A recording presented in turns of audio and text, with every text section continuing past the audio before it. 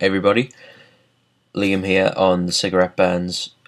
Today I'm here to review this week's film, Sympathy for Mr. Vengeance. You've already seen Jack's review gone up. The film is the first part of Park Chan-wook's fantastic Vengeance trilogy, and yeah, it came out in 2002.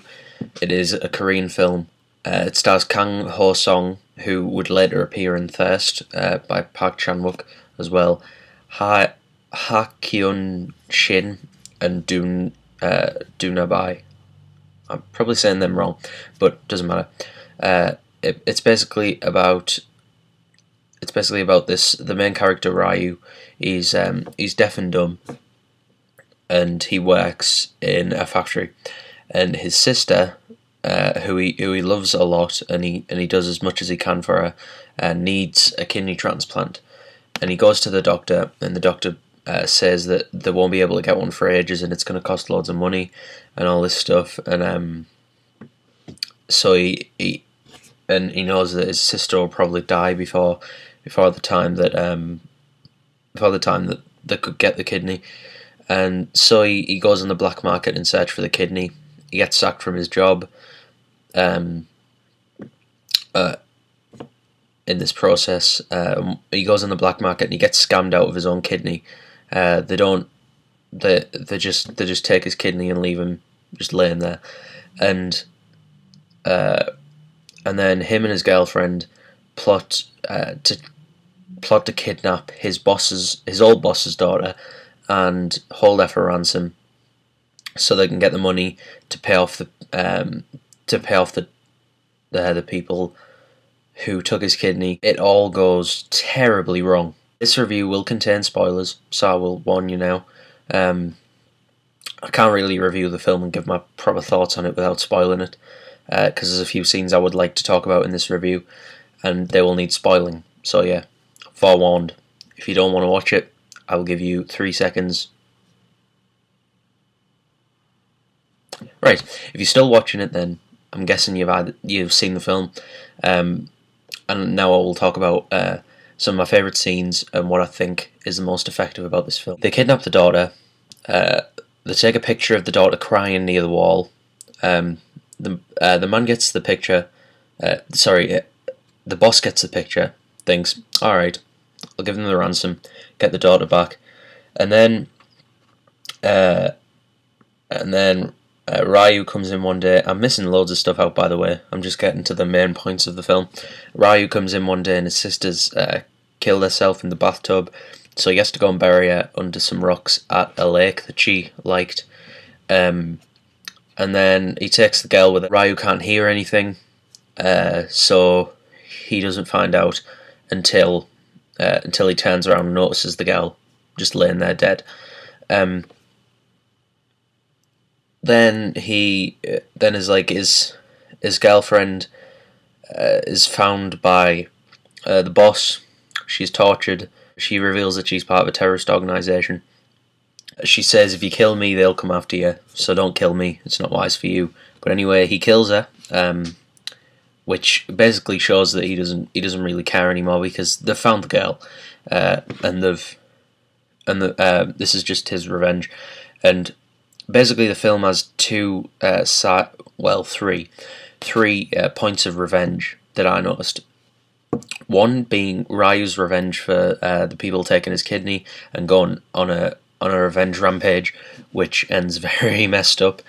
In one scene in particular.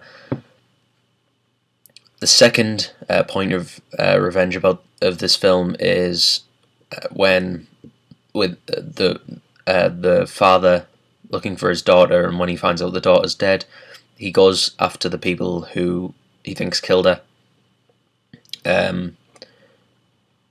And then once his girlfriend has been killed, the terrorist organisation comes to the. I'm going to call it terrorist organisation because I don't really know what word to use. But they come after him and then kill him at the end. So there are the 3 points of revenge for this film. This is the most complex out of the Vengeance trilogy. It's so bleak, it's so dark, and it's so disturbing. Yet it feels like you're compelled to watch it, even if it's like sickening yet beyond belief, which a few scenes nearly did. You have to watch it. You have to see what happens in the end, and I think the ending is a huge payoff as well, and it's so stomach churning, some of the stuff in it, especially the scene where Ryu basically goes after the organization that stole his kidney, and he just walks in and kills them all basically. Although we don't see what happened to the mother, the old woman. Sorry, don't know if it was a mother. Could have been. Yeah, it was mother. Um, I really liked the how the way everything is shown to you, how all the events are unfolded, kind of like you see it from Ryu's perspective, because it comes out so slowly and so like it unfolds very. It's a very slow film. It unfolds very slowly, and it just shows you bit by bit. And when it does show you something, there's no build up to it whatsoever. There's hardly any musical score to this film. Um, I think it might be one scene that I can recall that where they actually use musical score, and it works in that scene.